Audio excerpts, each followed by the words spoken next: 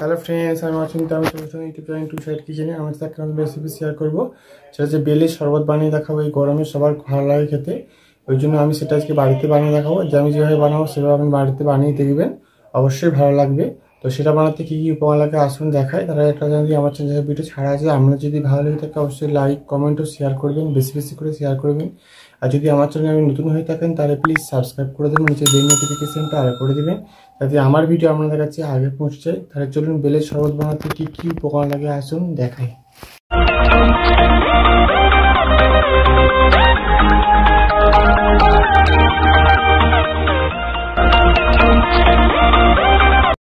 বেলের শরবত বানাতে কী কী উপকরণ লাগে আসুন তাহলে দেখিয়ে দিই।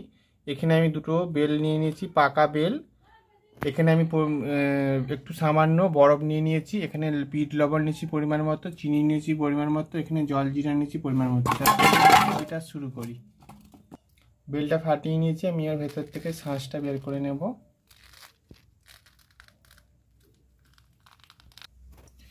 আমি মেথিটা বের করে নিয়েছি বেল থেকে। এটা আমি বেলের শাঁসটা বের করে নিয়েছি। এবার আমি এটা জল দিয়ে দেবো। ভালো করে এটা চটকে চটকে মেথিটা এই শাঁসটা বের করে নেব। বেলের থেকে দানাগুলো নিচে পড়ে যাবে আর শাঁসটা বেরিয়ে যাবে উপরে। ভালো করে চটকে আমি শাঁসটা বের করে নিয়েছি এবং দানাগুলো নিংড়ে নিংড়ে ফেলে দিয়েছি। এবার আমি এটা ছেঁকে নেব একটা অন্য পাত্রে। এই ছাঁকনিটার সাহায্যে আমি ছেঁকে নেব। ভালো করে ছেঁকে নিয়েছি। এবার আমি এর মধ্যে বরফটা দিয়ে দেবো। এবার আমি স্বাদ মতো চিনি দিয়ে দেবো, বিট লবণটা দিয়ে দেবো, ভালো করে নাড়িয়ে দেবো। জল জিরেটা দিয়ে দেবো, ভালো করে নাড়িয়ে নেব। বরফটা আমার দেওয়া আছে, বরফটা থাক, আমি আস্তে আস্তে বরফটা গলবে। যত বরফটা গলবে তত বেলের শরবতটা ঠান্ডা হবে, খেতে ভালো লাগবে। আমি এবার সব উপকরণগুলো একসাথে দিয়ে গুলিয়ে নিয়েছি। এবার আমি পরিবেশন করে দেবো।